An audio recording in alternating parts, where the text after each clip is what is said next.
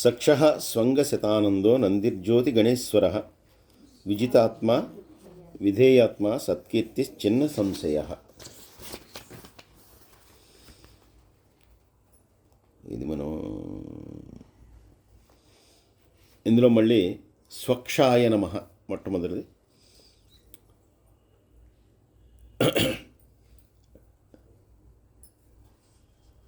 ఆ భగవంతుడిని ప్రార్థించేటప్పుడు ఆయన రూపాన్ని తలుచుకుని మనం ప్రార్థిస్తాం కాబట్టి అటువంటి రూపాన్ని మనం భగవంతుని యొక్క రూపాన్ని తలుచుకునేటప్పుడు ఆయన యొక్క మొట్టమొదట రూపం అంటే మొట్టమొదట గుర్తించేటటువంటిది ముఖం.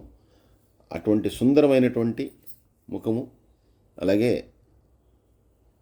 శోభాయమైనటువంటి అక్షములు అంటే కనులు కలిగినటువంటి వాడుగా ఆ పరమాత్మని స్వక్షాయ నమః అనేటటువంటి నామంతో ఇక్కడ చెప్తున్నారు.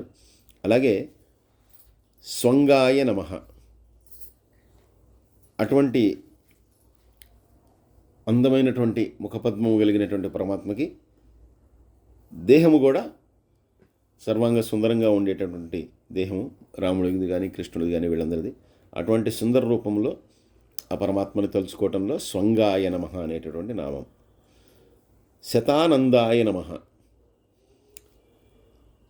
మనకి ఆయన ప్రార్థించినప్పుడు అనేక రకాలైనటువంటి ఆనందాల్ని కలిగించేటటువంటి వాడు, అపరిమితమైనటువంటి ఆనందాన్ని కలగజేసేటటువంటి వాడు కాబట్టి శతానందాయ నమః. నందయే నమః, అటువంటి ఆనందాన్ని కలిగించగలిగేటటువంటి సమృద్ధి కలిగి ఆ ఆనందాన్ని పరమనిధిగా కలిగినటువంటి వాడు నందాయ నమః. అంటే అంతులేని ఆనందాన్ని ఇవ్వగలడు, ఇంకా ఒక స్థాయి అనేటటువంటిది లేకుండా ఎంతైనా ఆనందాన్ని ఇవ్వగలిగినటువంటి వాడు కాబట్టి నందాయ నమః. జ్యోతిర్గణేశ్వరాయ నమః, ఈ జ్యోతిర్గణములు అంటే జ్యోతి సమూహము అంటే జ్యోతి సమూహము, జ్యోతి అంటే ప్రకాశము, ప్రకాశ సమూహం ఏంటుంది సూర్యుడు, చంద్రుడు, నక్షత్రాలు. వీటన్నిటికీ కూడా ప్రకాశాన్ని ఇచ్చేటటువంటిది పరమాత్మే. అవన్నీ కూడా స్వయం ప్రకాశములే. అయితే అవి కూడా ఒకసారి మరి సృష్టిలో అవి కూడా మళ్ళీ లయమైపోతాయి కాబట్టి మళ్ళీ వాటిని సృజిస్తాడు కాబట్టి మళ్ళీ వాటికి కూడా ఆయనే వెలుగునిచ్చినట్టు. అవి స్వయం ప్రకాశకములు అయినా కూడా మళ్ళీ వాటికి కూడా ఒక తేదీ ఉంది, అవి కూడా కొన్నాళ్ళ తర్వాత వెళ్ళిపోతాయి. కాబట్టి శాశ్వతమైనటువంటి పరమాత్మ వాటికి కూడా ఆ వెలుగునిస్తాడు. వాటికే కాకుండా వైకుంఠంలో ఆయన యొక్క ప్రియభక్తులైనటువంటి గరుడు, విశ్వక్సేనాదులు ఇటువంటి వారందరికీ కూడా వారందరినీ కూడా అమితమైనటువంటి ఐశ్వర్యాన్ని, సంపదని వాళ్ళందరికీ కూడా నిత్య నూతనంగా తేజస్సుని కలుగజేసేటటువంటి వాడు పరమాత్మ అని చెప్పి జ్యోతిర్గణేశ్వరాయ నమః. గణములు అంటే కేవలం సూర్యుడు, చంద్రుడు, నక్షత్రములు కాకుండా ఆయన యొక్క పరివార గణములు అయితే ఉన్నాయో వాటన్నిటికీ కూడా తేజస్సుని ఇచ్చేటటువంటి వాడు.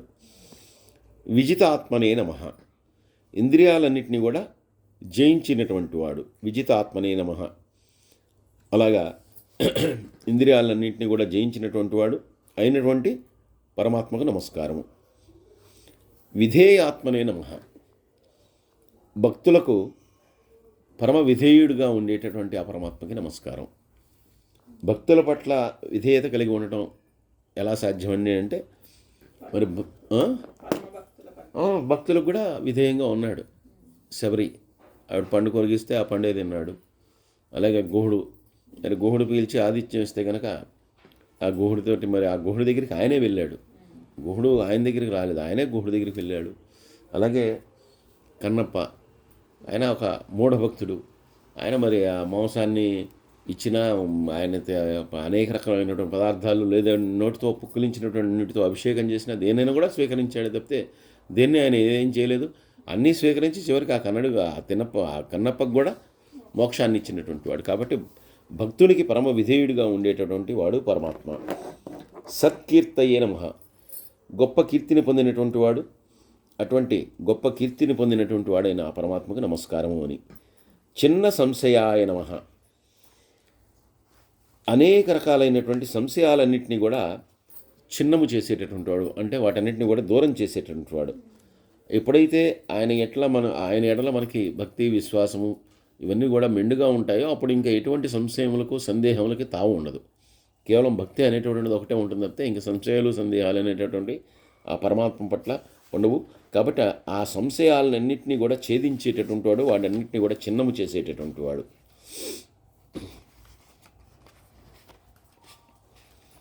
ఉదీర్ణ సర్వతశ్చక్షు అనీశ శాశ్వత స్థిర భూసయో భూషణో భూతి విశోక శోకనాశన. ఉదీర్ణాయ నమః. సాధారణంగా ఆయన ప్రత్యక్షం కావాలంటే కనుక, ఆయన యొక్క అనుగ్రహం పొందాలంటే కనుక, ఎవరికైనా పరమాత్మ కనిపించాలంటే కనుక, లేదంటే ఆయన రూపాన్ని మనం చూడగలగాలంటే కనుక కేవలం ఈ రకమైనటువంటి రక్తమాంసములతో కూడినటువంటి ఈ నేత్రములతో కానీ, ఈ చక్షువులతో కానీ, ఈ సాధారణమైనటువంటి ఇంద్రియములతో కానీ చూడటానికి సాధ్యం కాదు అని చెప్పి ఆయనే చెప్పాడు. కాబట్టి ఎవరినైతే తన యొక్క రూపాన్ని చూడాలనుకుంటారో అటువంటి వారికి తన యొక్క జ్ఞానదృష్టిని ప్రసాదించి వారికి తన రూపాన్ని కనపడేలాగా చేసినటువంటి వాడు. అయితే అటువంటి జ్ఞానదృష్టి లేనటువంటి వాళ్ళకు కూడా ఆయన తన యొక్క విభూతితో ప్రత్యక్షమయ్యేటటువంటి వాడు. అంటే ఆయన నేను ఉన్నాను అనేటటువంటి ఉనికిని తెలియజేసి ఆయన యొక్క విభూతి, ఆయన యొక్క ఉనికిని తెలియజేసేటట్లుగా ఆ భక్తుడికి కనిపించేటటువంటి వాడు. అదే విశ్వరూపంలో కనిపించవచ్చు, కానీ ఆ భక్తుడికి కూడా ఆయన యొక్క విభూతిని ప్రసాదించేటటువంటి వాడు. కాబట్టి దివ్య దృష్టి లేనటువంటి వాళ్ళకు కూడా వాళ్ళకి తన యొక్క రూపాన్ని, లేదంటే తన యొక్క ఉనికిని, తన యొక్క విభూతిని ప్రదర్శించేటటువంటి వాడు. అంతేకాకుండా అనేక సార్లు ఈ దుష్టులైనటువంటి రాక్షసులందరూ కూడా ఈ భూమి మీద కానీ, లేదంటే ఇతర లోకాల్లో కానీ జన్మించి వాళ్ళందరూ కూడా ఇబ్బందికి గురి చేస్తున్నటువంటి తరుణంలో ఆయన వివిధ రకములైనటువంటి రూపాలను ధరించి భూమి మీద అవతరించి, లేదా ఆ లోకాల్లో అవతరించి వాళ్ళందరినీ కూడా సమూలంగా నాశనం చేశాడు. కాబట్టి అప్పుడు కూడా అందరికీ కూడా దర్శనమిచ్చాడు. ఆయా రూపాల్లో దర్శనమిచ్చాడు. ఒక వామనుడిగా, ఒక నృసింహుడిగా, ఒక వరాహముగా, ఒక కూర్మముగా, ఒక మత్స్యముగా అలా రూపాన్ని ధరించి ఇచ్చినటువంటి వాడు. కాబట్టి జ్ఞానదృష్టి లేనటువంటి వాళ్ళకు కూడా ప్రత్యక్షమయ్యేటటువంటి వాడు. సర్వతశ్చక్షుషే నమః. ఉదీర్ణ సర్వతశ్చక్షు అనీశ శాశ్వత స్థిర కదండి. కాబట్టి నెక్స్ట్ అది సర్వతశ్చక్షు. సర్వతః చక్షుషే నమః అంటే అన్ని వైపులా కూడా నేత్రములు కలిగినటువంటి వాడు.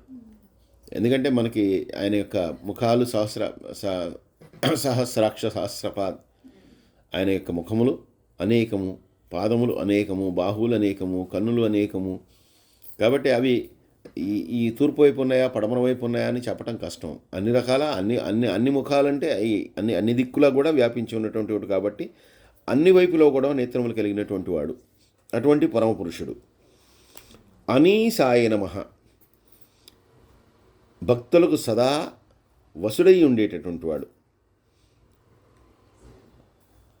భక్తులకు సదా వశమై ఉండేటటువంటి వాడు అంటే ఇది భక్తులకు సదా వశమై ఉండేటటువంటి వాడు. అంటే ఎలా అయితే భక్తులకు వశమై ఉంటాడో మిగిలినటువంటి వాళ్ళందరిలో కూడా నిరూపించాడు. అంటే ఒక కన్నప్ప విషయంలో కానీ, మిగిలినటువంటి వారి విషయంలో కానీ నిరూపించాడు. ఏ రకంగా అయినా ఆయన ఆ రకంగా భక్తులకు వశమైపోయి నిరూపించాడు. అలాగే మనం చేసేటటువంటి వాడిని భక్తితో స్వీకరిస్తుంటాడు. ఆ భక్తితో మనం చేసేటటువంటి దాన్ని, ఇప్పుడు ఒకడు పొద్దున 5ంటికి లేచి జపం చేసేవాడు బ్రహ్మముహూర్తంలో, ఒకడు 8ంటికి చేసేవాడు, ఒకడు 9ంటికి చేసేవాడు, ఒకడు 2 రోజులకు చేసేవాడు, ఒకడు 3 రోజులు చేసేవాడు. ఎలా చేసినా కూడా ఆయనకేం అభ్యంతరం లేదు. నువ్వు చేయటమే ఆయనకి కావాలి.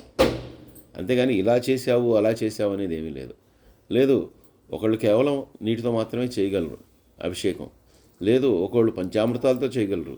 లేదంటే ఒకరు బంగారు కలశాలతో తీసుకొచ్చి చేయగలరు. ఎలా చేసినా చేయించుకుంటాడు. ఒకడు తీసుకొచ్చి 100 కొద్ది మాలలు వేయగలడు. ఒకడు ఒక్క పువ్వునే పెట్టగలడు. ఏది చేసినా కూడా భక్తి అనేటటువంటిది ఉంటే ఏదైనా స్వీకరిస్తాడు. అది అంతేగాని ఇదే కావాలి మళ్ళీ స్పెసిఫికేషన్స్ ఏమీ లేవు. ఏది ఇచ్చినా కూడా తీసుకుంటాడు. నువ్వు ఇవ్వగలిగితే ఇవ్వలేకపోతే ఇవ్వకపో, దానికేమీ అభ్యంతరం లేదు. ఎలా ఇచ్చినా కూడా తీసుకునేటటువంటి వాడు. కేవలం భక్తికి మాత్రమే వసుడైపోయేటటువంటి వాడు. అందులో ఉన్నటువంటి భక్తికే వసుడైపోతాడు, భక్తుని యొక్క భక్తికి వశమైపోతాడు. మనకి సాయిబాబా దానిలో కూడా మనకి చాలా కథల్లో అది మనకి చెప్తూ ఉంటారు. ఎందుకంటే కొంతమంది కావాలని చెప్పి ఆయనకి రకరకాల వేషాలు వేస్తారు, కొంతమంది ఏమో చందనోత్సవం చేస్తారు, కొంతమంది ఏమో హిందూ అని చెప్పి అక్కడ ఇది చేస్తారు. ఏది చేసినా కూడా అన్నీ దేన్ని కాదండు, ఏదైనా కూడా చేసుకోమంటాడు. కాబట్టి అలాగా భక్తితో ఉండి చేసేటప్పుడు ఒక గురువు కానీ భగవంతుడు కానీ వాటిని దేన్నైనా స్వీకరిస్తాడు, దాన్ని ఏది వద్దండు. నువ్వు కావాలంటే నీళ్ళు కావాలంటే నీళ్ళే పోసుకో, గంధం కావాలంటే గంధంతోనే స్నానం చేయొచ్చు, నీ ఇష్టం, నీ నీ నీ ప్రేమ, నీ భక్తి, అంతే. అక్కడ భగవంతుడు ఇది కావాలి ఇది వద్దు అని చెప్పి ఏమి ఉండదు. అలాగే పరమాత్మ కూడా వసుడైపోయి ఉంటాడు. శాశ్వత స్థిరాయ నమః. స్థిరముగా శాశ్వతముగా ఉండేటటువంటి వాడు. శాశ్వతుడు స్థిరముగా ఉంటాడో తెలుసు. అంటే మన అనుభవంలోకి, భక్తుల యొక్క అనుభవంలోకి ఎలా వస్తుంది అంటే, మనకి శాశ్వతంగా మనం మరి దేవాలయాలకు వెళ్తాం, దేవాలయాల్లో అర్చనామూర్తుల రూపంలో ఎప్పుడు కూడా కొలిపోయి ఉంటాడు.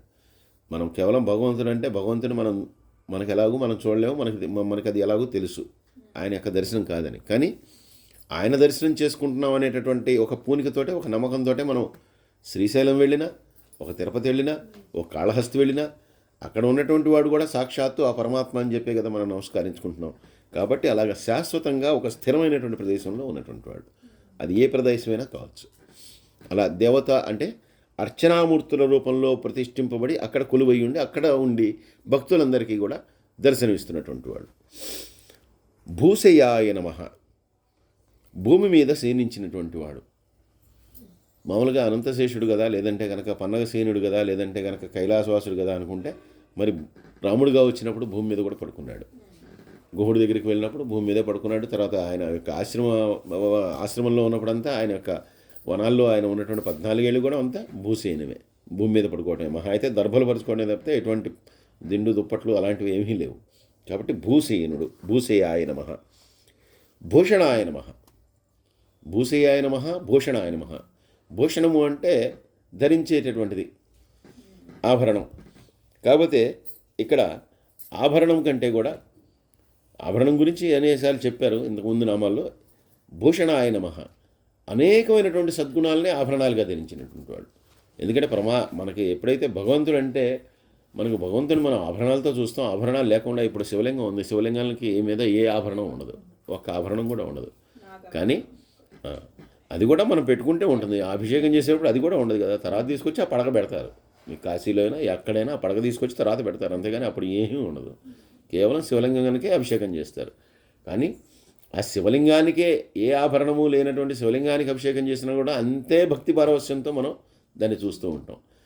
కాబట్టి ఎందుకని సాక్షాత్తు పరమాత్మ అంటే ధర్మము, సత్యము, న్యాయము, కీర్తి, మనకి వరాలను అనుగ్రహించగలిగినటువంటి వాడు, మనకి సంపదలను అనుగ్రహించగలిగినటువంటి వాడు, మనకి ఐశ్వర్యాన్ని ఇవ్వగలిగినటువంటి వాడు అనేటటువంటి నమ్మకంతో ఆయన ఏ రూపంలో ఉన్నా, ఎలా ఉన్నా, ఆభరణం వేసుకున్నా వేసుకోకపోయినా, పువ్వు పెట్టుకున్నా పెట్టుకోకపోయినా, ఏది చేసినా కూడా మనం అంతే భక్తి పారవస్యంతో, భక్తి తత్పరతో ఉంటాం.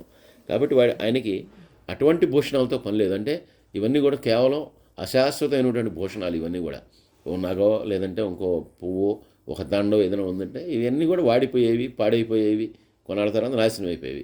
శాశ్వతమైనటువంటి భూషణాలు ఉన్నాయి ఆయన దగ్గర, ధర్మము, సత్యము అనేటటువంటివి. కాబట్టి వాటినే ఆభరణాలుగా ధరించేటటువంటి వాడు భూషణాయ నమః. భూతయే నమః. ఆయన విస్తారమైనటువంటి సమృద్ధికి స్వరూపము. సమృద్ధి అంటే డెవలప్మెంట్. ఎందుకంటే ఈ సృష్టి అంతా కూడా ఇలా కొనసాగాలంటే ఆయన ఎప్పుడు కూడా విస్తారంగా ఈ సృష్టిని చేస్తూ ఉండాలి. అలాగే ఆయన యొక్క విభూతులను అనేక చోట్ల ఆయన ప్రదర్శిస్తూనే ఉండాలి.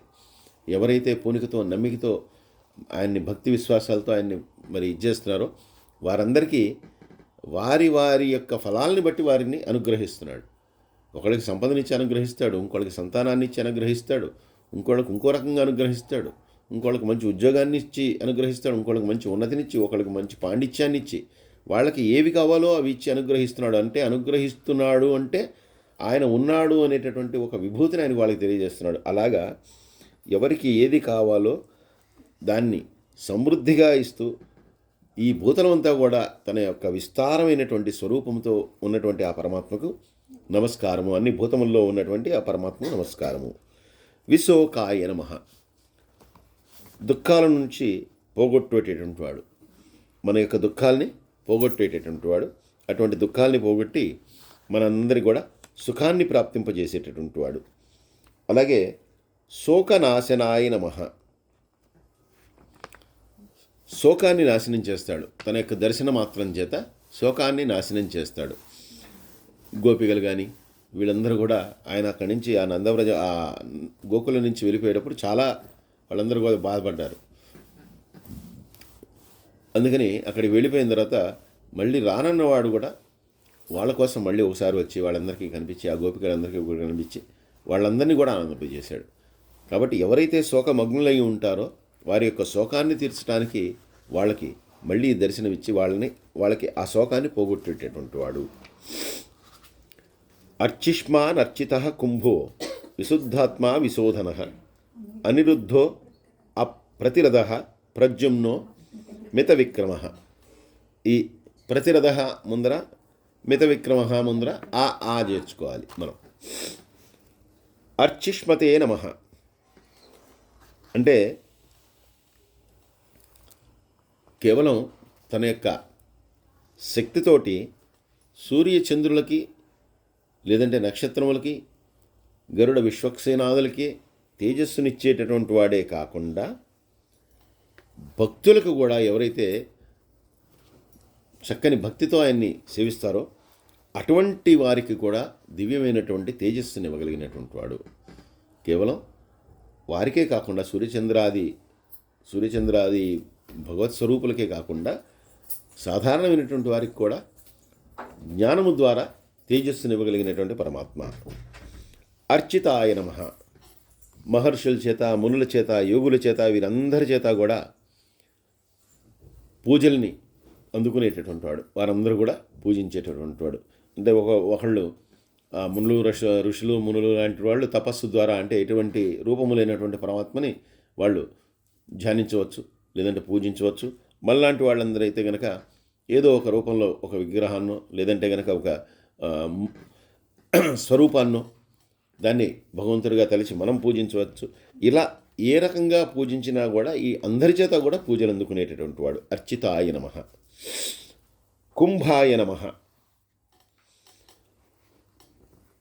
కుంభాయ నమః అంటే ఈ నామానికి కూడా 2 అర్థాలను చెప్తున్నారు. ఒక ఘటములో అంటే ఒక కుండలో కుంభము అంటే కుండ అనేటటువంటి అర్థం ఉంది. కుండ అనేటటువంటిది దానిలో ఏ పదార్థాన్నైనా ఉంచవచ్చు. దానిలో నీటిని ఉంచవచ్చు, పాలను ఉంచవచ్చు, మజ్జిగ ఉంచవచ్చు, పెరుగు ఉంచవచ్చు, వెన్న ఉంచవచ్చు. లేదంటే కనుక ఒకప్పటి కాలంలో అయితే కనుక దానిలోనే వంట చేసుకునేటటువంటి వాళ్ళు. కాబట్టి ఏ పదార్థమైనా కుండ అనేటటువంటి దానిలో ఉంచవచ్చు. ఇలా కుండ అనేటటువంటి ఒక పదార్థంలో ఎలా అయితే అన్ని పదార్థములను ఉంచగలమో అలాగే తన యొక్క స్వరూపంలో సర్వస్వమును కలిగినటువంటి వాడు. అందుకని కుంభాయ నమః అనేటటువంటి ఒక అర్థాన్ని చెప్తున్నారు. అలాగే మరొక అర్థం ఏం చెప్తున్నారంటే భక్తుల చేత కోరబడేటటువంటి వాడు. భక్తులందరూ కూడా మాకు మీ దర్శనం కావాలి అని చెప్పి ఆయన్ని కోరుకునేటటువంటి వాళ్ళు. అందుకనే శ్రీరామచంద్రమూర్తిగా వచ్చినప్పుడు మునులు ఋషుల దగ్గర నుంచి స్త్రీలు పురుషులు ఇక అందరూ సమస్తమైనటువంటి జనులు కూడా కేవలం ఆయన యొక్క దర్శనం కోసం తహతహలాడిపోయారు. అయోధ్య ప్రజలే కాదు మునులు కూడా మరి వాళ్ళకి మునులకి దేంతో కూడా సంబంధం లేకుండా ఎక్కడో ఆశ్రమాల్లో ఉండి తపస్సు చేసుకునేటటువంటి వాళ్ళు కూడా ఒక్కసారి రాముని దర్శిస్తే చాలు అనేటటువంటి దానికోసం వాళ్ళందరూ తరించిపోయారు. పెద్ద పెద్ద మహర్షులు అంటే గౌతమ మహర్షి లాంటి వాళ్ళు కూడా ఈయన వెళ్ళి మీ దర్శనం కోసం నేను వచ్చానని చెప్తే లేదు ఎప్పటి నుంచో నీ దర్శనం కోసం మేమందరం కూడా తహతహలాడిపోతాం, మేమందరం కూడా ఇక్కడ నిరీక్షిస్తూ ఉన్నాం నీ గురించి అని చెప్పి వాళ్ళందరూ కూడా ఎదురు చూసినటువంటి వాళ్ళు. అలాగే శబర లాంటి వాళ్ళు ముక్తి పొందకుండా మోక్షం పొందకుండా కేవలం దర్శనం అయిన తర్వాత మోక్షాన్ని పొందాలని చెప్పి వాళ్ళందరూ కూడా ఈయన యొక్క దర్శనం కోసం ఆగిపోయారు. కాబట్టి అలాగా వాళ్ళందరి చేత కోరబడేటటువంటి వాడు. ఒక్కసారి దర్శనం ఇస్తే చాలు అని చెప్పి. విశుద్ధాత్మనే నమః. శుద్ధమైనటువంటి మనస్సు కలిగినటువంటి వాడు. విశోధనాయ నమః. విశోధనాయ నమః. తనని కనుక ఎవరైతే భక్తి ప్రపత్తులతో ఆయన్ని సేవిస్తారో పూజిస్తారో వారందరికీ కూడా దర్శనమిచ్చేటటువంటి వాడు. దర్శనమిచ్చేటటువంటి వాడు అంటే ప్రతి ఒక్కళ్ళకి ఆ విరాట్ స్వరూపంతోనే దర్శనం ఒక్కళ్ళ, తన విభూతి ద్వారా కూడా దర్శనమిస్తాడు. మనం ఏదైనా నమ్మి ఒక కోరికను కోరుకుని అది మనకి తీరిందనుకోండి, ఏమంటాం? వెంటనే భగవంతుడే తీర్చాడు అంటే ఆయన ఎలా భగవంతుడు, లేదంటే ఎవరో ఒకళ్ళ వల్ల తీరినా కూడా భగవత్ స్వరూపంలో భగవంతుడి రూపంలో ఆయన వచ్చి తీర్చాడు అంటే ఆయన విభూతి, ఆయన ఉనికి అనేటటువంటిది మనం గ్రహించేలాగా మనకు తెలుస్తుంది. అది ఎప్పుడు మనకి నమ్మకం ఉన్నప్పుడు, మనకి భక్తి ఉన్నప్పుడు. అలాగా భక్తులు తలుచుకున్నప్పుడు ముందర వాళ్ళని పరిశుద్ధులుగా చేసి, అలా చేసి వాళ్ళని చక్కగా వాళ్ళ యొక్క కోరికలన్నింటినీ కూడా తీర్చేటటువంటి వాడు విశోధనాయ నమః. అలా శోధిస్తే లభించేటటువంటి వాడు, శోధన వలన లభించేటటువంటి వాళ్ళు మనకి. అనిరుద్ధాయ నమః. శత్రువుల చేత అడ్డగింపబడినటువంటి వాడు అంటే ఎదురు లేనటువంటి వాడు. అనిరుద్ధుడికి ఎదురు లేదు, ఎవరినైనా కూడా శత్రువులందరినీ కూడా జయించగలిగినటువంటి వాడు కాబట్టి అనిరుద్ధుడు. ఇది కేశవనామాల్లో కూడా ఒకటి. అలాగే అప్రతిరథాయ నమః. అప్రతిరథాయ నమః. ప్రతిపక్షం అనేటటువంటిది లేనటువంటి వాడు. అటువంటి దుష్టులను శిక్షించేటప్పుడు ఈయన్ని ఎదురొడ్డి నిలబడేటటువంటి దుష్టుడు అనేటువంటి వాడు కానీ, లేదంటే ఈయన ఎదురొడ్డి నిలబడగలిగేటటువంటి శత్రువు అనేటటువంటి వాడు కానీ ఎవడూ లేడు. ఎవరైనా సరే ఈయనకి దాసోహం అయిపోవాల్సిందే. కాబట్టి అప్రతిరథాయ నమః. ప్రద్యుమ్నాయ నమః. ప్రద్యుమ్నాయ నమః అంటే స్వయంగా ప్రకాశించేటటువంటి స్వభావం కలిగినటువంటి వాడు. ఎందుకంటే ఆయనే అందరికీ తేజస్సునిస్తాడు కాబట్టి ఆయన స్వయం ప్రకాశకుడు. అటువంటి తేజస్సు కలిగినటువంటి వాడు. అమిత విక్రమాయ నమః. సాటి లేనటువంటి విక్రమం కలిగినటువంటి వాడు. ఆ విక్రమాన్ని తాను వరాహ రూపంలో చూపి అన్ని రూపాల్లో ఏ అవతారంలో అయితే ఆయన వచ్చాడో ఆ అన్ని రూపాల్లో కూడా ఆయన యొక్క పరాక్రమాన్ని చూపించాడు. ముఖ్యంగా వామనుడిగా వచ్చినప్పుడు త్రివిక్రముడిగా ఆయన ప్రతాపాన్ని అందరికీ కూడా తెలియజేసినటువంటి వాడు కాబట్టి అమిత విక్రమాయ నమః. కాలనేమి నిహావీర సౌరి సూరజనేశ్వర తిలోకాత్మ తిలోకేశ కేశవ కేశిహా హరి. మొట్టమొదటి కాలినేమి నిఘ్నే నమః అనేటటువంటి మంత్రం కింద చెప్తున్నారు. అంటే కాలనేమి అనేటటువంటి రాక్షసుని చంపినటువంటి వాడు, అలాగే కలికాల ప్రభావాన్ని కూడా నశింపజేసినటువంటి వాడు. కాలనేమి అనేటటువంటి రాక్షసుని నశింపజేశాడు, ఆయన సంహరించాడు. అలాగే కలికాలం యొక్క ప్రభావాన్ని నశింపజేసినటువంటి వాడు. కలి యొక్క ప్రభావం ఎప్పుడు నశిస్తుంది అంటే ఎప్పుడైతే మనం ఆయన్ని ధ్యానిస్తామో, ఓం అనేటటువంటి ఓంకారాన్ని ఆయన యొక్క నామానికి ముందర నమః అనేటటువంటి నామానికి చివరా చేర్చి ఎవరైతే ప్రార్థిస్తారో వాళ్ళు ఈ కలి యొక్క బాధల నుంచి, కలి యొక్క దోషాల నుంచి అన్నిటి నుంచి కూడా విడిపడతారు. మన శాస్త్రం కూడా అదే చెప్తుంది కదా. ఎవరైతే ఆయన్ని భక్తితో సేవిస్తారో వాడిని కూడా కలి కాదు, సాక్షాత్తు యముడే ఏమీ చేయలేడని చెప్తారు. కాబట్టి ఈ రెండిటి వల్ల కూడా ఆ కలిదోషాలన్నీ కూడా హరించుకుపోతాయి. కాబట్టి ఇలా చేయటం వల్ల వస్తుందని. అంతేకాకుండా సాంఖ్యాశాస్త్రం ప్రకారం కూడా నామానికి ఓంకారాన్ని ముందు నమః అనేటటువంటి పదాన్ని చివరి చేర్చి కనుక జపిస్తే కనుక కలిదోషాలన్నీ తిరిగిపోతాయని చెప్పి సాంఖ్యాశాస్త్రం ప్రకారం కూడా చెప్తున్నారట. కాబట్టి ఈ కాలనేమి నిఘ్నే నమః అనేటటువంటి దానికంటే కలిదోషాలన్నింటినీ కూడా హరించేటటువంటి వాడు, అలాగే కాలనేమి అనేటువంటి రాక్షసుని హరించినటువంటి వాడు. సౌరయే నమః.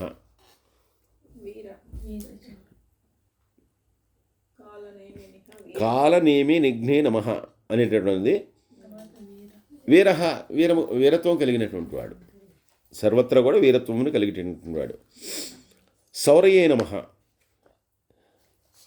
ఈయన ఉత్పలావదకము అనేటటువంటి క్షేత్రం ఉందిట. ఉత్పలావదకము ఆ క్షేత్రం పేరు.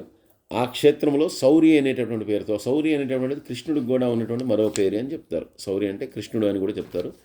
ఆ ఉత్పలావదకము అనేటటువంటి క్షేత్రంలో స్వామికి ఈ పేరుతో ఆయనని పూజలు చేస్తారట. అలాగే ఈయన తీసుకున్నటువంటి అనేక అవతారాల్లో ఈయన వచ్చినటువంటి ఒక అవతారంలో సూర్యుడు అనేటటువంటి ఆయన యొక్క వంశంలో ఈయన ఆ ఆ అవతారంలో రావడం జరిగిందిట. అందుకని సౌరయ్యే నమః. అది శౌర్య అంటే కృష్ణుడు, శౌర్య అంటే ఈ ఉత్పలావతకం అనేటటువంటి క్షేత్రంలో ఉన్నటువంటి భగవానుడు, అలాగే సూర్యుడు అనేటటువంటి వాని యొక్క వంశంలో జన్మించినటువంటి వాడు. సూరాయ నమః. శౌర్య గుణాలకి గుణములు కలిగినటువంటి వాడు. ఈ శౌర్య గుణములు కలిగినటువంటి వాడు అనేటటువంటి అర్థాన్ని చెప్తూనే ఈ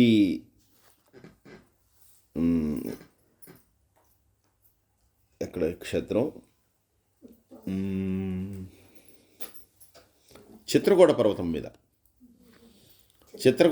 మీద ఈయన అంటే శ్రీరాముడు ఈ రాక్షసులందరినీ కలిసేటటువంటిది ఆ చిత్రకూట పర్వతం మీద. అంటే ఆ చిత్రకూట పర్వత ప్రాంతాల్లో ఈ వానరులందరితో ఆయనకి మైత్రి అనేటటువంటిది ఏర్పడింది. అటువంటి చిత్రకూట పర్వతం మీద ఉన్నటువంటి ఒకానొక ఆలయంలో ఉన్నటువంటి రామచంద్రుడు సూర్యుడు అనేటటువంటి పేరుని వాళ్ళు పెట్టారట. ఎందుకంటే గొప్ప ప్రతాపవంతుడు కాబట్టి రాముడు కూడా సూర్యుడు అనేటటువంటి పేరుతో వ్యవహరింపబడుతూ అక్కడ ఆయన పూజలు అందుకుంటున్నట్ట. కాబట్టి సూరాయ నమః.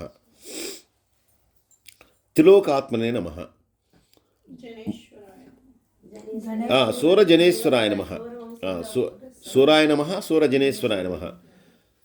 ఆ సూర్యులందరినీ కూడా జన్మనిచ్చినటువంటి వాడు ఆయన సూర్యుడు. అలాగే సూర్యులైనటువంటి ఇంద్రాదులందరికీ కూడా ఆయనే ప్రభువు. కాబట్టి సూర్యులందరికీ కూడా జన్మనిచ్చినటువంటి వాడు. త్రిలోకాత్మనే నమః. 3 లోకములకు కూడా ఆత్మ అయినటువంటి వాడు. దీనికి కూడా మగధ దేశంలో మహాబోధము అనేటటువంటి క్షేత్రంలో త్రిలోకనాథులు అనేటటువంటి పేరుతోటి అక్కడ పూజలు అందుకుంటున్నట్ట. అంటే ఎన్ని క్షేత్రాల గురించి చెప్తున్నాడు చూడండి. ఒకటి చిత్రకూటం, ఒకటి ఇది ఇందాక చెప్పింది ఉత్పలావతకము. ఇలా ఇన్ని క్షేత్రాల్లో మళ్ళీ ఆ పేర్లతో ఆయన పూజిస్తున్నట్ట. అలా పూజించేటటువంటి భగవానుడికి అంటే ఇది భీష్ముడు చెప్పినటువంటిది. ఎప్పుడో అప్పటికే ఈ క్షేత్రాలన్నీ కూడా ఉన్నాయి. ఇవన్నీ కూడా అప్పటికి ఉన్నటువంటి క్షేత్రాలు, ఇప్పుడు ఉన్నటువంటి క్షేత్రాలు కాదు, అప్పటి నుంచి ఉన్నటువంటి క్షేత్రాలు. అయితే భీష్ముడికి ఎలా తెలుస్తుంది ఇవన్నీ? త్రిలోకేశాయ నమః. 3 లోకాలకి ఈశ్వరుడు. 3 లోకాలకి ఈశ్వరుడు. ఇది కూడా మళ్ళీ ఏం చెప్తున్నారంటే దేవం విశ్వేశ్వరాఖ్యంతు అనేటటువంటి శ్లోకం ప్రమాణంగా ప్రాగ్జ్యోతిషపురము అనేటటువంటి ప్రదేశంలో విశ్వేశ్వరుడు అనేటటువంటి పేరుతోటి, త్రిలోకేశుడు అనేటటువంటి పేరుతోటి ఆ పరమాత్మ అక్కడ స్థితుడై ఉన్నట్ట. ప్రాగ్జ్యోతిషపురము అనేటటువంటి దానిలో. కేశవాయ నమః. చక్కని అందమైనటువంటి తల వెంట్రుకలు కలిగినటువంటి వాడు. అలాగే క్లేశవ క్లేశహాహ అనేటటువంటి శ్లోకం ప్రకారం కూడా కేశవ అనేటటువంటి నామంలో ఈయన వారణాసి క్షేత్రంలో ఆరాధింపబడుతున్నాడు అని మనకి ఇక్కడ చెప్తున్నారు. అలాగే కేశవ అంటే మళ్ళీ నారాయణుడు కదండి, మరి వారణాసి శైవక్షేత్రం కదా అంటే కనుక దానికి ఏం చెప్తున్నారంటే కేశవం కేసి అంటే హరుడే హరి, హరే హరుడు, భేదము లేనటువంటి స్వరూపము. కాబట్టి ఆ కేశవాయ నమః అనేటటువంటి దానికి 2 అర్థాలని, ఒకటి అందమైనటువంటి వెంట్రుకలు కలిగిన కేశములు కలిగినటువంటి వాడు, అలాగే ఆ వారణాసి క్షేత్రంలో కేశవ అనేటటువంటి నామంతో ఆరాధింపబడేటటువంటి వాడు. కేశవ కేశిహ హరిహి. కేసిగ్నే నమః. మళ్ళీ కేసి అనేటటువంటి రాక్షసుని చంపాడు. ఈ కేసి అనేటటువంటి రాక్షసుని ఈ కృష్ణుడిగా వచ్చినప్పుడు ఆ కేసి అనేటటువంటి రాక్షసుని చంపాడు. ఆ కేసి అనేటటువంటి రాక్షసుని చంపడం వల్ల ఈ నామం ఏర్పడింది. కేసిగ్నే నమః. హరయే నమః.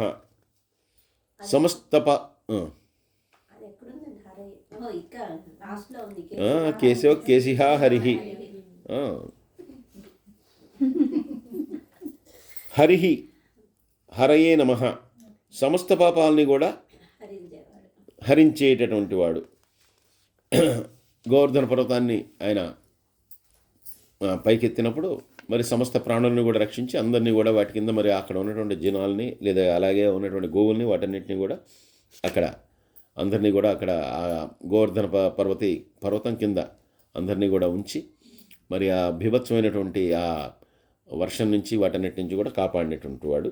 అందుకని గిరి గోవర్ధనాఖ్యేతు దేవా సర్వేశ్వరో హరిహి అనేటటువంటి శ్లోకం ప్రమాణంగా హరయే నమః అనేటటువంటి నామాన్ని చెప్తున్నారు. అలాగే మరొక అర్థం ఏం చెప్తున్నారంటే హరయాయ నమః అనేటటువంటి సర్వపాపములను కూడా హరించేటటువంటి వాడు, అలాగే హవిస్సులన్నింటినీ కూడా స్వీకరించేటటువంటి వాడు అనేటటువంటి అర్థాన్ని కూడా చెప్తున్నారు. కామదేవ కామపాల కామీకాంత కృతాగమ అనిర్దేశ్య వపు విష్ణు వీరోనంతో ధనుంజయ. కామదేవ అందరి యొక్క కోరికలను తీర్చేటటువంటి వాడు. అలాగే కామదేవస్తు భగవాన్ అనేటటువంటి శ్లోకం యొక్క ఆధారంగా ఒక శైవ క్షేత్రంలో విష్ణువు అప్సరసల చేత అందరి చేత కూడా పూజింపబడుతూ ఉన్నట్ట. కాబట్టి అప్సరసల చేత కూడా ఎవరైతే నిరంతర కాముకులో అటువంటి అప్సరసల చేత కూడా పూజింపబడేటటువంటి వాడు, వాళ్ళందరి చేత పూజింపబడేటటువంటి వాడు. కాబట్టి కామదేవాయ నమః, వాళ్ళు పూజించేటటువంటి దేవుడు కామదేవుడు. కామపాలాయ నమః, ఆ కామాలని తీర్చేటటువంటి వాడు, అంటే మనకు ఉన్నటువంటి కోరికల్ని తీర్చేటటువంటి వాడు కాబట్టి కామపాలాయ నమః. కామినే నమః, ఎంత గొప్ప ఐశ్వర్యాన్ని ఎంత గొప్ప సంపదని దేన్ని కోరుకున్నా కూడా దాన్ని ఇవ్వగలిగినటువంటి వాడు. అంటే ఆయన ఇవ్వలేనటువంటిది ఏమీ లేదు, ఏదైనా ఇవ్వగలడు. కాబట్టి ఆ కోరుకునేటటువంటి దానికి మనకు అర్హత ఉందా లేదా అనేటటువంటిది ఉంటే కనుక, మనకు కనుక అర్హత ఉంటే కనుక దేన్నైనా ఇవ్వగలిగినటువంటి శక్తి కలిగినటువంటి వాడు. కామినే నమః. కాంతాయ నమః, అందరూ కూడా అమితంగా ఆయన యొక్క ఆకర్షణలో పడిపోయేటటువంటి సుందరమైనటువంటి రూపమును కలిగినటువంటి వాడు. కృతాగమాయ నమః, మంత్రశాస్త్రమును వేదశాస్త్రమును ధర్మశాస్త్రమును వీటన్నిటిని కూడా అందరికీ అందించినటువంటి వాడు. అలాగే అద్భుతమైనటువంటి శక్తులతో కూడినటువంటి మంత్రాక్షరములన్నింటినీ కూడా, బీజాక్షరములతో కూడి మంత్రాక్షరములన్నింటినీ కూడా అందించినటువంటి వాడు. అంటే మంత్రము అంటే ఎందుకు దానికి అంత ప్రాశస్త్యము అంటే, ఇప్పుడు ఒక షార్ట్ హ్యాండ్ అని ఉండేది, ఇప్పుడు పోయింది.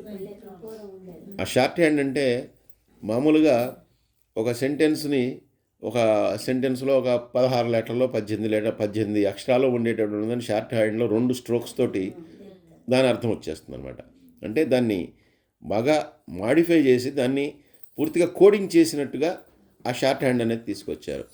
అలాగే వేదముల్లో కానీ ఉపనిషత్తుల్లో కానీ చెప్పినటువంటివి ఏవైతే ఉన్నాయో వాటన్నిటినీ కూడా అక్షరాల రూపంలో, మంత్రాక్షరాల రూపంలో చిన్న చిన్నవి చేసి ఇచ్చినటువంటివే మంత్రములు. అంటే ఈ మంత్రముని జపిస్తే ఎంత శక్తి వస్తుందంటే, వేదంలో ఉన్నటువంటి ఒక శ్లోకాన్నో లేదంటే ఒక పనస అంటారు, లేదంటే ఒక భాగాన్ని పఠిస్తే ఎంత అయితే ఫలితం వస్తుందో ఈ మంత్రం అనేటువంటిది అంత ఫలితం కలిగినటువంటిది.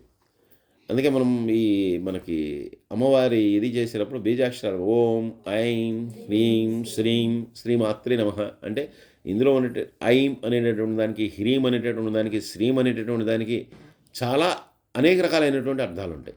కానీ మనం ఏంటంటే కేవలం ఆ 4 చెప్పేసుకుని శ్రీమాత్రే నమః అంటే కనుక అనేకమైనటువంటి శ్లోకాలని స్తోత్రాలని చేసినటువంటి దానికి సమానము. కాబట్టి అవి బీజాక్షరములు అవన్నీ కూడా. అటువంటి మంత్రాక్షరాలని, బీజాక్షరాలని, శక్తివంతమైనటువంటి వాటన్నిటిని కూడా ఇచ్చినటువంటి వాడు. అనిర్దేశ్య వపుషే నమః, వర్ణింపశక్యము కానటువంటి శరీరము కానీ ప్రమాణం కానీ కలిగినటువంటి వాడు. దీని గురించి మరి ప్రత్యేకమైనటువంటి ఉదాహరణ ఏమీ ఒక్కర్లేదు, విశ్వరూపంలో మనం చెప్పుకున్నాం చాలాసార్లు. కాబట్టి అటువంటి అనిర్దేశ్య వపుషే నమః, విష్ణవే నమః, సర్వత్రా కూడా వ్యాపించి ఉన్నటువంటి. వీరాయ నమః, ఏమండి, అనిర్దేశ్య ఉపర్విష్ణు వీరోనంతో ధనుంజయ. వీరాయ నమః, దుష్టులందరినీ కూడా సమూలంగా నాశనం చేయగలిగినటువంటి అమితమైనటువంటి పరాక్రమం కలిగినటువంటి పరమాత్మ. అనంతాయ నమః, అనంతమైనటువంటి వాడు అంటే దేశము కాలము వీటన్నిటితో కూడా ఎటువంటి పరిమితులు కూడా లేనటువంటి వాడు, దేశకాలములతో ఎటువంటి పరిమితులు లేనటువంటి వాడు. ధనుంజయాయ నమః, సాక్షాత్తు అర్జున స్వరూపుడైనటువంటి నరనారాయణుడు. అటువంటి గొప్పవానికి నమస్కారము. ఈ ధనుంజయుడు అనేటటువంటిది అర్జునుడికి ఉన్నటువంటి మరో పేరు. అంటే ధనస్సును ధరించినటువంటి వాడు, ధనస్సును ధరించినటువంటి అజేయుడు, ఎవరికి కూడా జయింపశక్యం కానటువంటి వాడు. అలాగే మరొక అర్థం ఏం చెప్తున్నారంటే ధనము కంటే కూడా గొప్పదైనటువంటి వాడు. అంటే ధనము కంటే గొప్పదైనటువంటి వాడు అంటే అంతే కదా, ఎవరైతే దాన్ని ఇవ్వగలరో వారు వారు దానికంటే గొప్పవారే కదా. నేను కనుక అందరికీ రోజు కిలో బంగారం ఇవ్వగలిగిన అనుకోండి, బంగారం గొప్పదా నేను గొప్పదా, నేను గొప్పవాడిని అంటే నేను గొప్పవాడిని, నేనే గొప్పవాడిని అవుతాను. బంగారం ఎలా గొప్పదవుతుంది? కాబట్టి ఆయన ఎవరికైనా కూడా ఏ సంపదలైనా కూడా ఇవ్వగలడు. కాబట్టి ఆయన మించినటువంటి ఐశ్వర్యం ఏముంది? మనం తీసుకునేటటువంటి మణిమో, లేదంటే మనం కోరుకునేటటువంటి ఒక ఇల్లు, మనం కోరుకునేటటువంటి ఒక ₹1,00,00,000 లేదంటే 1000 కోట్లు ఏవైనా కూడా ఆయన ఇచ్చినవే అయినప్పుడు, ఆయన ఇవ్వలేనిది లేనప్పుడు, వీటన్నిటికీ అధిపతి అయినప్పుడు ₹1,00,00,000 ఎలా గొప్ప అవుతాయి? కాబట్టి అన్నిటికంటే కూడా గొప్పవాడు. బ్రహ్మణ్యో బ్రహ్మకుత్ బ్రహ్మ, బ్రహ్మ బ్రహ్మ వివర్ధన, బ్రహ్మవిత్ బ్రాహ్మణో బ్రాహ్మీ, బ్రహ్మజ్ఞో బ్రహ్మణ ప్రియ. బ్రాహ్మణము అంటే వర్ణము కాదు అని చెప్పుకున్నాం. కాబట్టి ఈ తపస్సుకు కానీ వేదములకు కానీ వీటన్నింటికీ కూడా మేలు చేయగలిగేటటువంటి, మేలు చేసేటటువంటి పరమాత్మ, మేలు చేయటువంటి ఆయనే వీటన్నింటినీ కూడా తీసుకొచ్చి మనకి అందరికీ కూడా వేరొక రూపంలో వేరే అనేక మంది చేత అందించినటువంటి వాడు. కాబట్టి అలా చేయగలిగినటువంటి ఆ పరమాత్మ ఎవరైతే ఉన్నారో ఆయనకి నమస్కారం. బ్రహ్మకృద్ బ్రహ్మణే నమః, ఈ ప్రకృతిని అంతటినీ కూడా సృజించి అలాగే దీన్నంతా కూడా అనేక రకాలుగా నియమించినటువంటి పరమాత్మ. ఇప్పుడు మొత్తం కలిపి ఇప్పుడు ఎక్కడ ఏది ఉండాలో అక్కడ ఉండాలి, అంతే కదా. ఒక సింహం ఉందనుకోండి, అది అడవిలో ఉండాలి. మనిషి ఉంటాడు, వాడో నగరంలోనో ఒక గ్రామంలోనో ఉండాలి. రెండూ కలిసి ఉంటే అది కోండ పని, సింహం వచ్చి మనిషిని తినేస్తుంది. కాబట్టి ఏది ఎక్కడ ఉండాలో అక్కడ సృజించాలి. సృజించడం తేలికే అనుకుంటే కనుక సృజించడం ఏది ఎక్కడ సృజించాలో అది కష్టం. వంట చేయటం అన్నీ కలిపి అన్నం ఉడకబెట్టడం అంటే ఉడకబెట్టేయచ్చు, కానీ అది ఉడకబెట్టేది మళ్ళీ చక్కగా మెత్తగా రాకుండా అలా అని మరీ బియ్యంలో లేకుండా సరిగ్గా చేయాలంటే కనుక కొంచెం నేర్పరితనం కావాలి. అలాగే ఒక పప్పు చేయాలన్నా కూర చేయాలన్నా దానిలో కొంత నేర్పరితనం కావాలి. కానీ మామూలుగా చేయటం అంటే ఎవడైనా చేసేస్తాడు. ఫార్ములా చెప్పి చేయమంటే ఎవడైనా దాంట్లో తిరగమూత వేసి దానిలో వేస్తే అయిపోతుంది ఆ కూర. దానిలో రుచి రావద్దు. రుచి రావాలంటే దానికి సమం పాళ్ళల్లో వేయాల్సినవన్నీ వేయాలి. అలాగే ఈ సృష్టిని సృజించినప్పుడు మరి ఎవరు ఎక్కడ ఉండాలి, ఏ లోకంలో ఎవడు ఉండాలి, భూలోకంలో ఎవడు ఉండాలి, కింద ఉన్నటువంటి అధోలోకంలో ఎక్కడ ఉండాలి, పాములు ఎక్కడ ఉండాలి, తేళ్ళు ఎక్కడ ఉండాలి, ఏవి ఎక్కడ ఉండాలి, అన్నిటినీ కూడా వాటిని అక్కడ పెట్టాడు.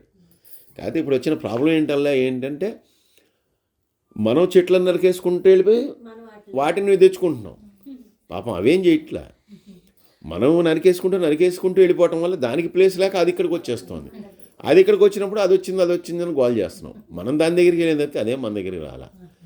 అలాగే మనమే అన్ని రకాలుగా పొల్యూషన్ క్రియేట్ చేసి మిగిలినవన్నీ పాడు చేస్తున్నాం. ఇలా చేసి మనం వాటి యొక్క ప్రదేశంలోకి మనం ఎంటర్ అవుతుందని చెప్తే అవి మన ప్రదేశాల్లోకి రావట్లే పాపం. ఇలా ఎంటర్ అయ్యి మనం ఇబ్బంది పడుతున్నాం. అన్నీ నరికేసుకుంటున్నాం, అన్నీ చేస్తున్నాం. ఇక్కడెక్కడే ఉంటాయి పాములు కానీ ఏమి కానీ అన్నీ కూడా మనతోనే ఉంటున్నాయి ఇప్పుడు. కాబట్టి ఎలా ఈ లోకాలన్నింటినీ కూడా ఎలా సృజించాలో ఒక లెక్క ప్రకారం సృజించి వాటన్నిటిని కూడా ఏవి ఎక్కడ ఉండాలో అక్కడ పెట్టినటువంటి వాడు. బ్రహ్మణే నమః, పరబ్రహ్మస్వరూపమైనటువంటి ఆ పరమాత్మకి నమస్కారము. బ్రహ్మ వివర్ధనాయ నమః అంటే బ్రహ్మ వివర్ధనాయ నమః, బ్రహ్మమును వివర్ధనాయ నమః వృద్ధి చేసేటటువంటి వాడు. బ్రహ్మమును వృద్ధి చేయటం అంటే కనుక ఆ పరమాత్మ యొక్క తత్వాన్ని వృద్ధి చేసేటటువంటి వాడు. అంటే పరమాత్మను గురించి తెలుసుకోవాలనేటటువంటి కాంక్షని, అహం బ్రహ్మాస్మి అనేటటువంటి దాన్ని తెలుసుకోవాలంటే ఏం కావాలి? ముందర మనకి జ్ఞానం కలగాలి. ఆ జ్ఞానము కలిగి తపస్సు ద్వారా, లేదంటే సాధన ద్వారా, లేదంటే యోగము ద్వారా, ధ్యానము ద్వారా దాన్ని సాధించగలుగుతాం. కాబట్టి అలా వృద్ధి చేసేటటువంటి వాడు ఆ తపస్సుకు కానీ ధ్యానమును కానీ దేని అయినా సరే ఆయన కారణభూతుడై ఆ రకంగా ఆ బ్రహ్మమును తెలుసుకోవటానికి ఆ ధర్మాన్ని వృద్ధి చేసేటటువంటి వాడు, ఆ జ్ఞానమును వృద్ధి చేసేటటువంటి వాడు. బ్రహ్మ విదే నమః. వేదాంగముల యొక్క అర్థమంతా కూడా చక్కగా తెలిసినటువంటి వాడు. ఆయనకి చక్కగా తెలుసు కాబట్టి ఆయన అనేక మంది మహర్షులకి దాన్ని నిర్దేశిస్తే వారందరూ కూడా మన ఈ లోకాలన్నిటికీ కూడా అందజేశారు. కాబట్టి వీరన్నిటికీ కూడా తెలిసినటువంటి వాడు.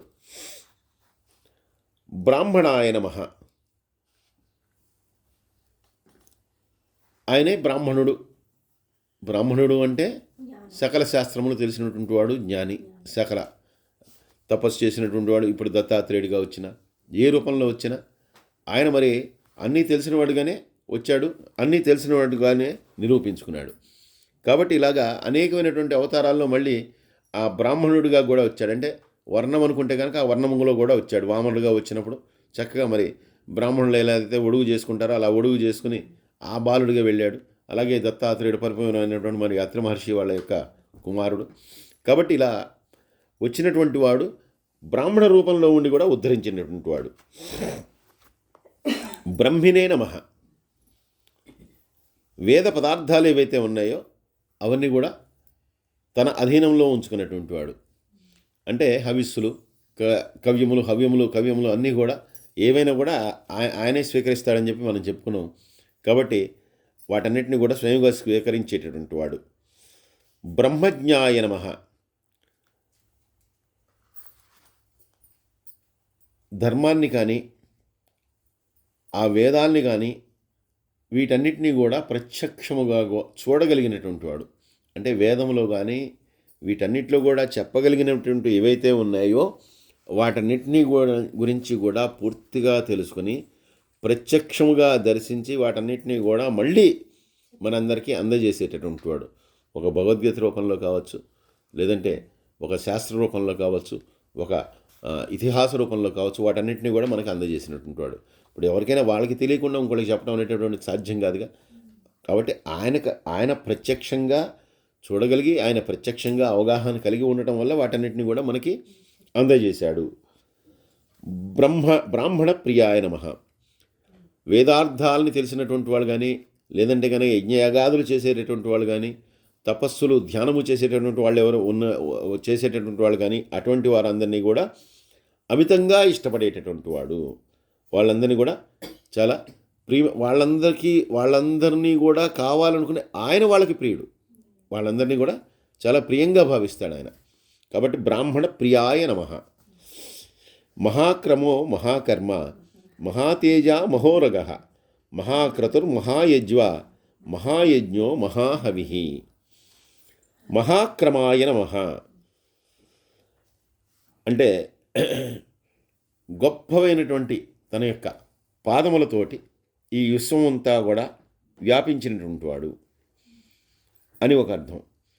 అలాగే ఈ సంసారము అనేటటువంటి ఈ భవరోగం ఏదైతే ఉందో దీన్ని దాటడానికి, ఈ సంసారము అనేటటువంటి భవరోగాన్ని దాటడానికి అనేకమైనటువంటి మెట్లని ఏర్పరిచి ఆ మెట్లన్నీ కూడా దాటించగలిగేటటువంటి వాడు.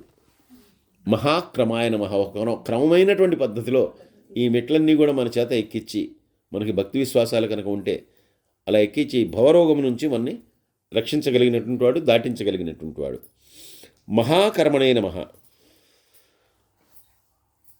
తన యొక్క గొప్ప సృజనతోటి, తన యొక్క సృజనతోటి అందరినీ కూడా ఉద్ధరించేటటువంటి వాడు. కేవలం సజ్జనులనే ఉద్ధరిస్తాడు అని చెప్పి ఆయన ఏం చెప్పలేదు. దుర్జనుడు కూడా సజ్జనుడైతే వాడిని కూడా ఉద్ధరిస్తాడు. దుర్మార్గుడు కూడా వాడు మళ్ళీ మనసు మరల్చుకుని వాడు ఆ దుర్మార్గాలన్నీ వదిలేస్తే వాడిని కూడా ఉద్ధరిస్తాడు. అలా ఉద్ధరించాడు. కార్తీక పురాణంలో అనేకమైనటువంటి గాథలు మనం చెప్పుకున్నాం. అలా అందరూ కూడా ఉద్ధరింపబడ్డారు. వాళ్ళందరికీ కూడా మోక్షాన్ని కలుగజేశాడు. కాబట్టి ఎవడైతే మిక్కిలి దుర్మార్గుడు దుష్టుడు ఉంటాడో అటువంటి వాడు కూడా తన యొక్క మార్గాన్ని మార్చుకుని వాడు కనుక ఇది చేస్తే కనుక అటువంటి వాడిని కూడా ఉద్ధరించినటువంటి వాడు. మహా తేజసే నమః. గొప్ప తేజస్సు కలిగినటువంటి వాడు. మహోరగాయ నమః. మహోరగాయ నమః. ఈయన అనంతుడు అనేటటువంటి సర్పరాజు యొక్క స్వరూపాన్ని కూడా ధరించినటువంటి వాడు అని ఇక్కడ అర్థాలు చెప్తున్నారు. అటువంటి పరమాత్మకు నమస్కారము. అలాగే మన యొక్క హృదయంలో ప్రవేశించి, అంటే మన ఆత్మగా మన యొక్క హృదయంలోనే ఉంటాడు ఆయన. అలా ప్రవేశించి మనకి జ్ఞానం అనేటటువంటి దాన్ని కలగజేసి ఆ జీవి యొక్క జీవితాన్ని మొత్తాన్ని కూడా మార్చగలిగేటటువంటి వాడు.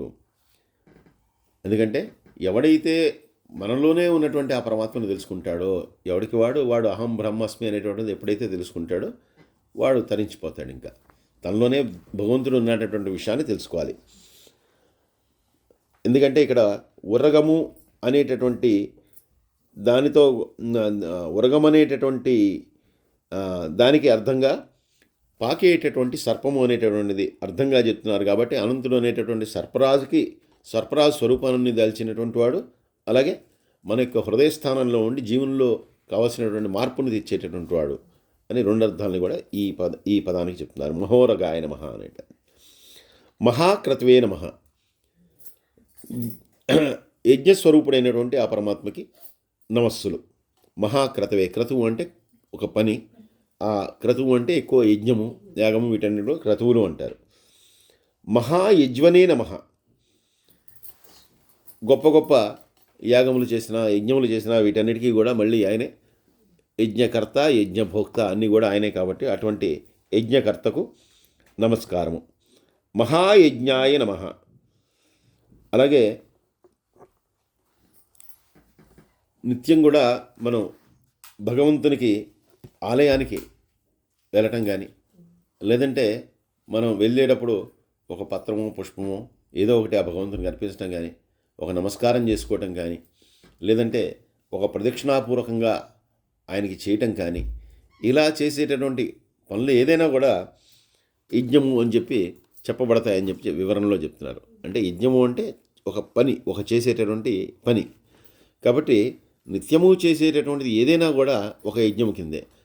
అందుకే గీతా యజ్ఞము కేవలం హోమం మాత్రమే యజ్ఞం కాదు.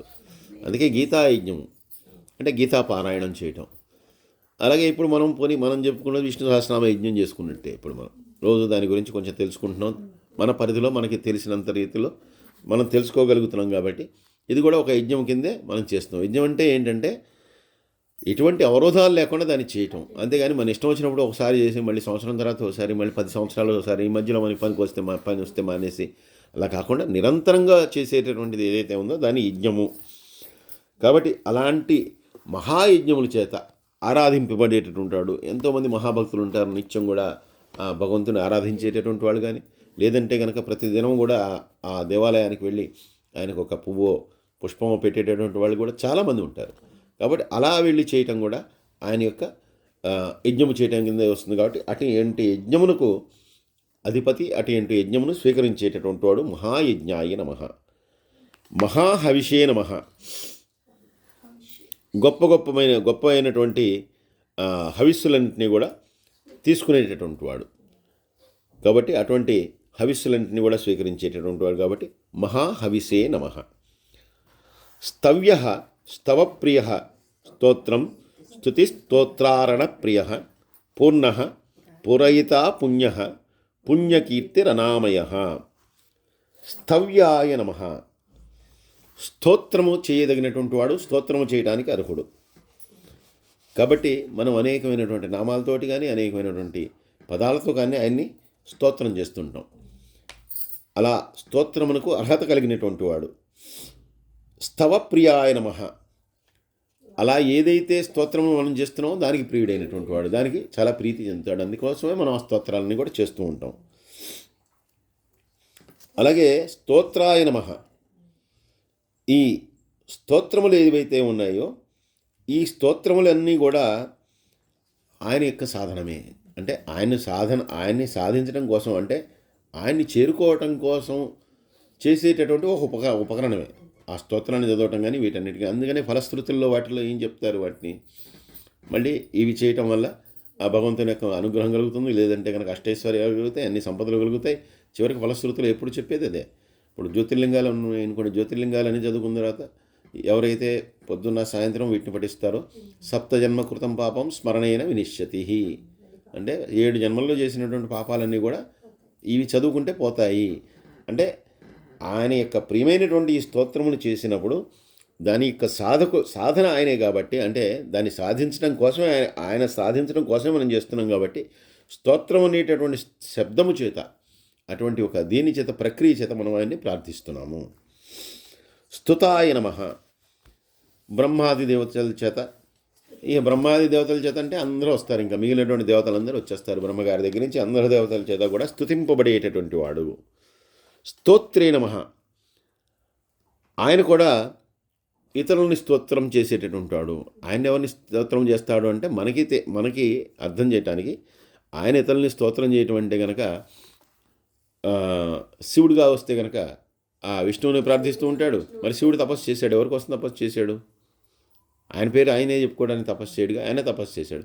విష్ణువుగా వస్తే కనుక శివుడిని ప్రార్థిస్తుంటాడు. రాముడిగా వచ్చాడు, మరి రామేశ్వరం వచ్చింది, రామేశ్వరాన్ని ఆ ఈశ్వరుని అక్కడ స్థాపించాడు. మరి ఈయనే పరమాత్మ అయినప్పుడు మళ్ళీ ఈశ్వరుడు అంటే లౌకికము, అంటే మనకి కోసం చేసేటటువంటి వాడు కాబట్టి అలా ఆయన కూడా స్తోత్రాన్ని చేసేటటువంటి వాడు. రణప్రియాయ నమః. యుద్ధమునందు ఆసక్తి కలిగినటువంటి వాడికి నమస్కారం. యుద్ధమునందు ఆసక్తి కలవాడంటే ఆయనేమీ యుద్ధం చేసి లేదంటే ఎవరినో జయించాలని ఆయనకేం కోరిక లేదు, రాజ్యం విస్తారం చేసుకోవాలని. ఎందుకంటే అంతా కూడా ఆయన మొత్తం తీసేసుకోవాలంటే మొత్తం మళ్ళీ ఒక నిమిషంలో తీసేస్తాడు. కానీ ఇక్కడ దీనికి అర్థం ఏంటంటే భక్తుల కోరికను తీర్చడం కోసం ఎప్పుడైతే దుష్ట సంహారం చేయాలనుకుంటాడో భక్తుల కోరిక మేరకు అప్పుడు ఆ యుద్ధమునందు ఆసక్తితోటి ఆ రణాన్ని చేసేటటువంటి వాడు. రావణాసురుణ్ణి అలాగే సంహరించాడు, అలాగే దుర్యోధనాదులను అలాగే సంహరింపజేశాడు, అలాగే అనేక మంది రాక్షసులందరినీ కూడా సంహరించాడు. పూర్ణాయ నమః. పరిపూర్ణుడైనటువంటి వాడు. పరిపూర్ణుడైనటువంటి వాడు అనేటటువంటి ఒక్క మాటతో అర్థమైపోతుంది దీనికి. పూరైత్రే నమః. ఆయన పరిపూర్ణుడు, ఎందుకంటే ఏదైనా కూడా ఇవ్వగలిగినటువంటి వాడు, కోరికలన్నీ తీర్చగలిగినటువంటి వాడు కాబట్టి ఆయన పరిపూర్ణుడు. ఎటువంటి కోరికలు లేవు, ఎటువంటి గుణములు లేవు, ఎటువంటి రూపము లేనటువంటి వాడు. కానీ అలాగే పూరైత్రే నమః. ఎవరైతే ఆయన్ని ఆశ్రయిస్తారో వాళ్ళని కూడా పరిపూర్ణులను చేస్తాడు. అంటే వాళ్ళ కోరికలన్నీ కూడా తీరిపోయి వాళ్ళకు కూడా ఎటువంటి కోరికలు లేకుండా చేస్తాడు. ఆయన్ని ఆశ్రయించినటువంటి వారికి. మనం ఆశ్రితులం కాదు, మనం ఉంటే ఆయన్ని తలుచుకుంటూ ఉంటాం అంతే. మనం ఆశ్రితుల కింద రాము. ఎందుకంటే మనం కొంతవరకే కదా చేసేది. మనం పూర్తిగా ఆశ్రితులు అంటే పూర్తిగా ఆధారపడిపోయేవాడు. మనం కేవలం మనకు ఉన్నటువంటి సమయంలో కొద్ది సమయాన్ని దానికి కేటాయిస్తున్నాం. ఎందుకు?